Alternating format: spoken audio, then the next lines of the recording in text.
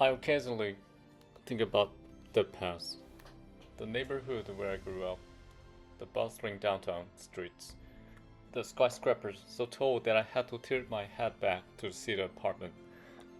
More than anything, I remember how my rural hometown once an insignificant village full with a rice paddy has now transformed into a tourist attraction filled with high-rise buildings. Even now, I often think back to my childhood as well.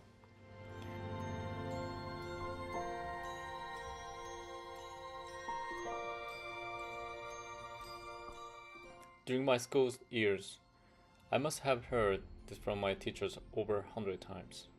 They would tell us how poor South Korea was when they were growing up, how a simple McDonald's burgers, now seen as nothing special, was once an expensive meal that only a privileged few people could afford it. In the end, they always concluded that compared to the facts, the times we live in now are far better and advanced. Therefore, we are a fortunate generation and lucky. It was probably not wrong. However, as a child, it took me a long time to realize that the so-called blessed generation my teacher spoke of was actually the result of someone's sacrifice, deaths, and destructions.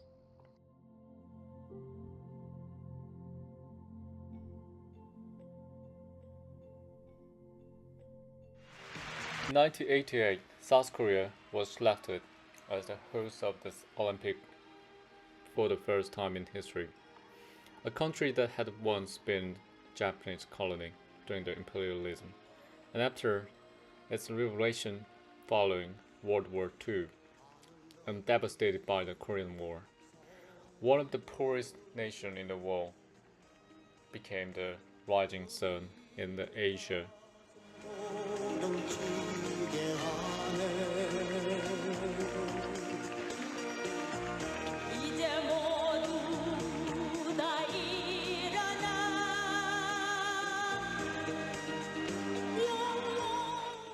At the time, South Korea was undergoing a historic transition.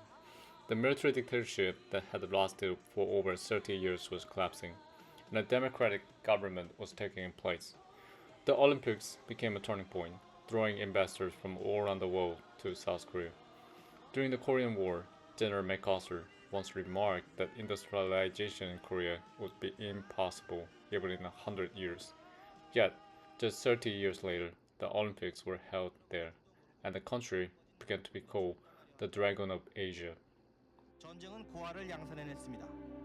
때에 저른 고아들은 누더기를 걸치고 함께 몰려다니며 국어를 해야 했습니다. 고아원에 가기 위해 난생 처음 트럭에 올라탄 어린이들의 해맑은 모습이 오히려 애처롭기만 합니다. 병만 겨우 남은 예배당에서는 전쟁 고아들이 기도를 올리고 있습니다. 전쟁이 모든 것을 앗아간 당시 그들은 무슨 소원을 빌었을지. 그나마 부모를 잃지 않은 어린이들은 사정이 나았다고.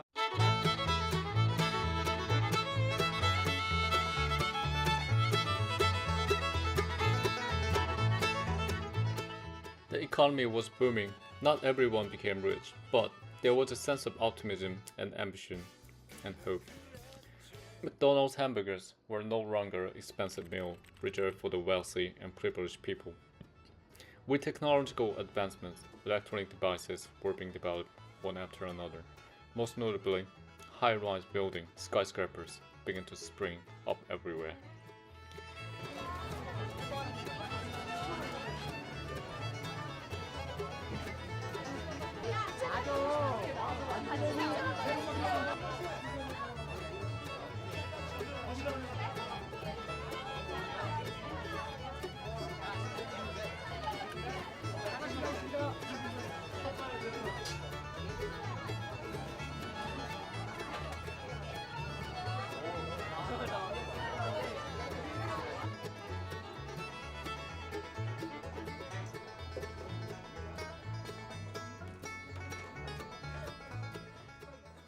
It wasn't just South Korea. In Japan, the bubble economy was beginning to take shape, and spending money extravagantly became the norm. This marked the start of the real estate boom as well. Materialism began to dominate society, and as the economy boomed, casinos started to flourish, highways were being constructed, and the quality of the life for the Japanese improved significantly. Luxury sushi restaurants lined up the street, and some entertainment venues operated 24 hours a day.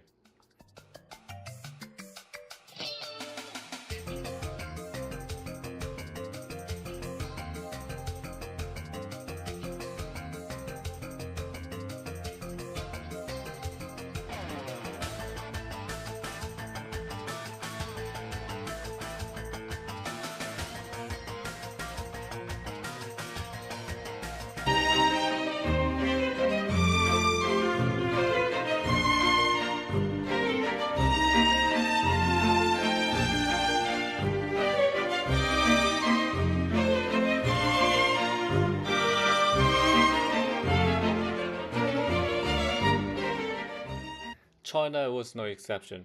Although its economic development was not as rapid as that Japan or South Korea, nor was it called the Asian tiger. A significant shift began in the 1970s. Deng Xiaoping, the new chairman of China at the time, started embracing the capitalism by remodeling the economy after the West. Countless factories began to emerge, and a foreign investor started flocking to China. Around the same time, diplomatic relations between China and the United States improved through ping-pong diplomacy, leading to a surge of American investors pouring into the country. New jobs were created, and highways were built to connect the rural areas with cities that previously lacked proper roads and infrastructure as well. In 1978, Deng Xiaoping pushed forward China's modernization program in the areas of agriculture, industry, defense, science, and technology. The aim was to bring those sectors in the Chinese economy in line with global standards by the end of the 20th century.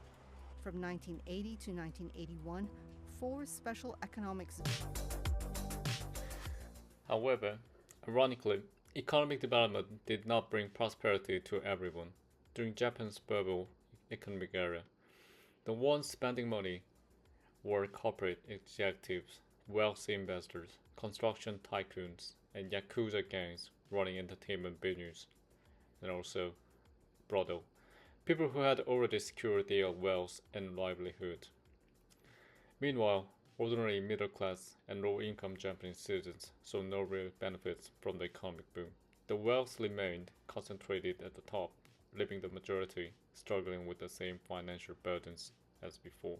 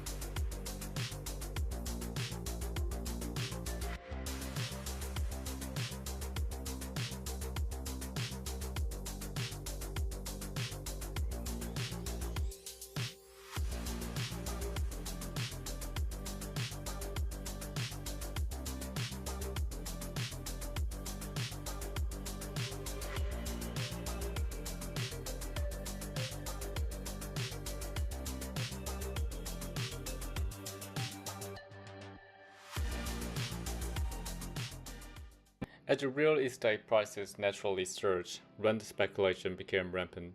Military government took advantage of this, politically prioritizing economic development above else, especially in Korea. In the process, they forcibly evicted farmers from their land to make a way for construction developers. When these farmers resisted, that dictator's regime resorted to torture to silence them as well.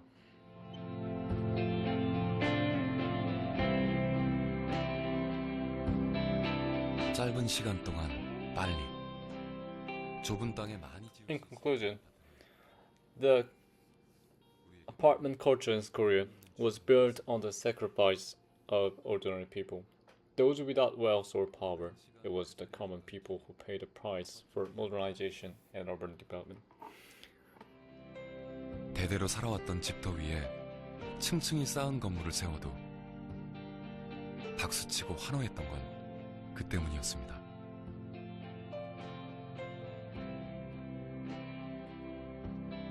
허물고 다시 짓기를 반복하면서 우리의 아파트는 점점 더 몸집을 불리고 담장을 높이고 있습니다. 그리고 지금 우리는 풍요로운 삶이 단지 안에서만 가능하다는 현실을 당연하게 받아들이고 있습니다.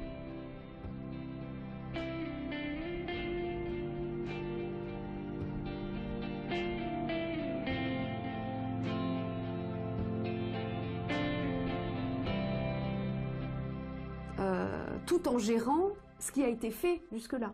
C'est ça le défi, je dirais, politique, urbanistique et d'aménagement.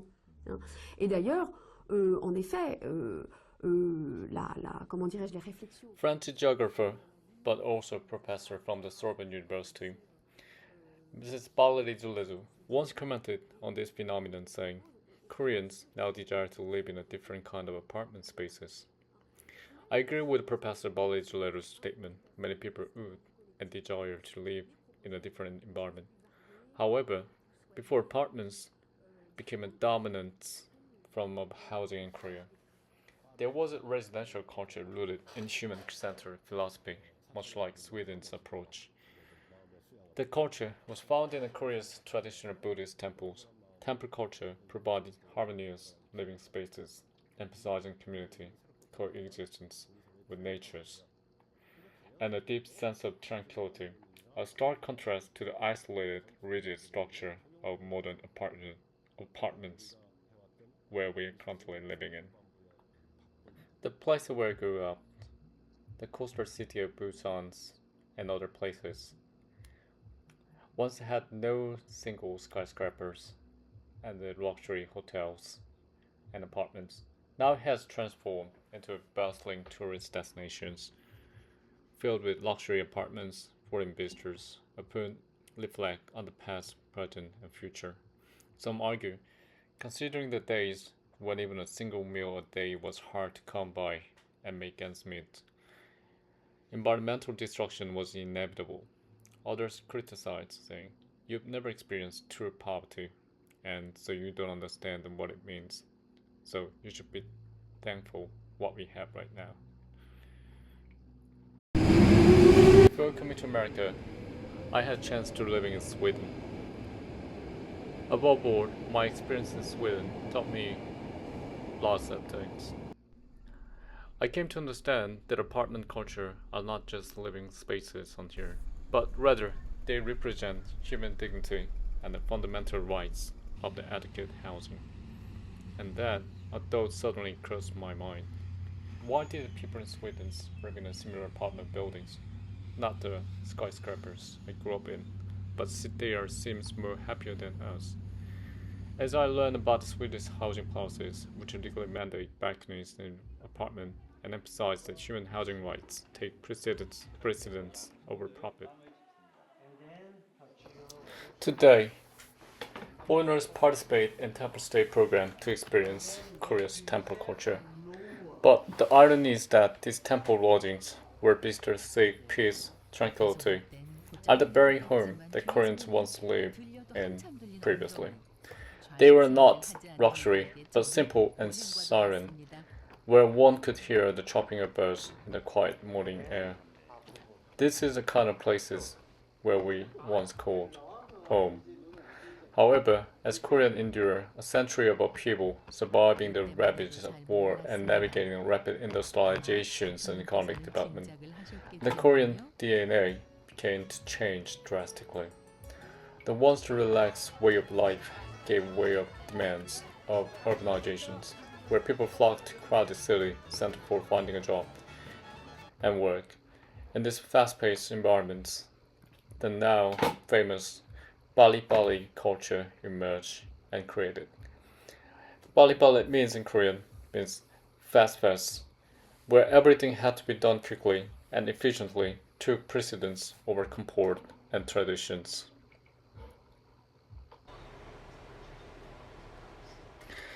I still remember the time when I visited Hong Kong. It was likely no different elsewhere. Economic growth has undoubtedly freed us from the worries about the food, housing, clothing, especially like basic needs. Yet, as time progresses, the lives of ordinary people have only become more exhausting and unable to afford buying houses. The glittering skyscrapers, neon lights, and bustling tourist attractions that now define our city have come and course. The scene of nature has vanished, replaced by concrete and artificial brightness only. I was left speechless upon seeing the apartments where ordinary Hong Kongers lived. Their living condition had not improved, in fact, has been worsened. Political instability, a decline in foreign investments, and the influx of wealthy mainland Chinese buyers led to a development of luxury apartment complexes, forcing long-time residents to leave their already aging and the homes. furnishings have been replicated. I saw based on firsthand stories the of growing former wealthy disparity, rampant materialism, One of the corporate center's monopolies, tour guides and is Zhang environmental Liming, destruction, who lived in from similar unchecked subdivided urban units for nearly expansion 10 years. to worsening air pollution and yellow dust storms. So many things.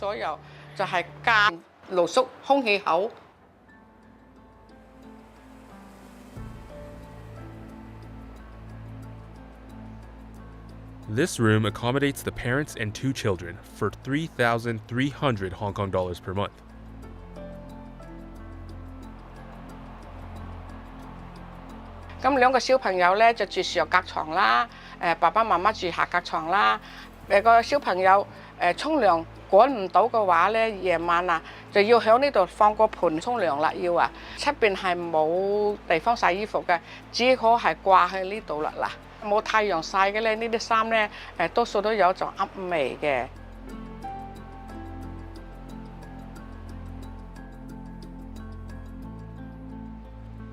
An elderly couple who lived in this room paid a monthly rent of 2,500 Hong Kong dollars.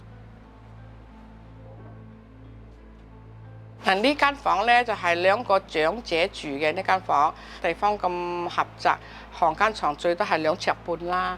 頭揼頭瞓覺嘅話咧，可能就瞓唔到噶啦。咁你要2個長者調轉頭嚟瞓咯，腳向頭，頭向腳，咁先瞓得落咯。呢啲板間房多數都係長者住多，靠啲生果金啊，你都靠啲積蓄啊，就要選擇呢啲板間房啦，咁細嘅板間房嚟住啦。This single room costs 2,800 Hong Kong dollars per month. 呢間咧就係一個單身女士住嘅，呢間房咧比隔離嗰啲房咧會貴300蚊。點解要貴300蚊咧？呢間房咧就係有窗，多咗一個窗。呢個窗咧有光線啦，有空氣啦。單身女士唔係個個都話好高文化，咁有啲又去洗碗啊，去做其他雜工啦，咁都係1萬零蚊一個月，都要焗住選擇呢啲地方啦。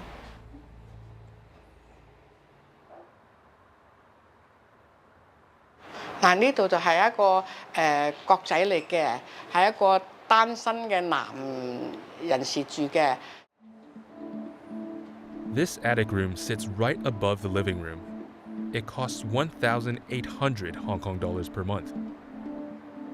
女士住咧就冇咁適合啦，因為呢就私隱啊嘛，女士要有私隱啊嘛。男嘅咧就可以沖涼翻嚟聽隻啦都可以啦。一定要年青定噶啦，咁年紀大嘅爬唔到上啊嘛，危險啊嘛，所以咧就一個要中年男士住啦，適合呢個角仔啊。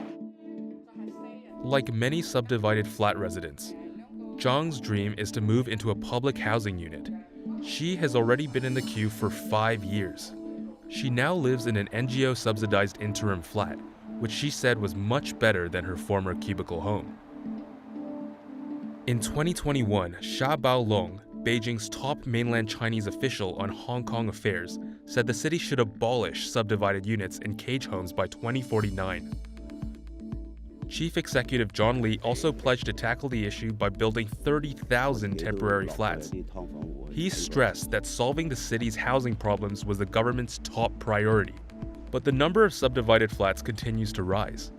In 2021, there were still about 200,000 people living in subdivided homes in the city. 好多市民都係對於基層住屋啦，或者係一啲貧窮人士嘅狀況，好想了解多啲。但係其實咧，好想去探訪佢哋咧，其實佢哋屋企本身都係好細。有居民都係試過出個鏡，可能帶媒體上去拍攝咧，都會影響到佢繼續喺嗰度住，甚至乎有業主咧係即係立刻要趕走佢。咁呢個都係居民亦都唔係咁願意有其他陌生人啦或者公眾上去探訪嘅。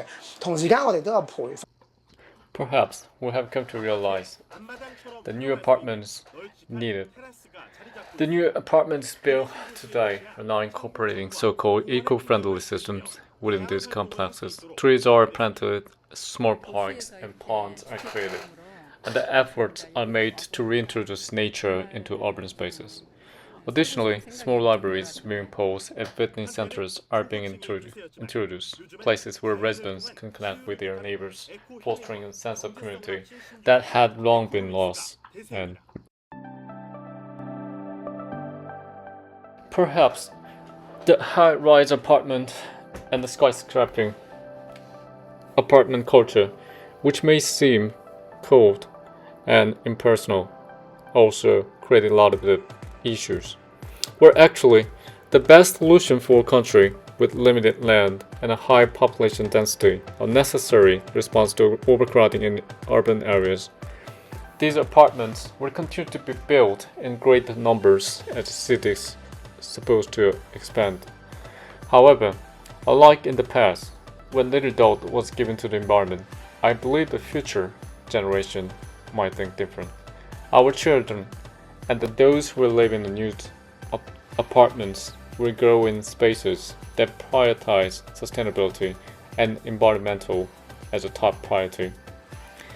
And through learning from those mistakes from the past, we will build a better, more livable housing culture within these apartment spaces, one that balances modernity with nature, efficiency with human connections. And I have no doubts that the future will be very different comparing to the past, what we've been through.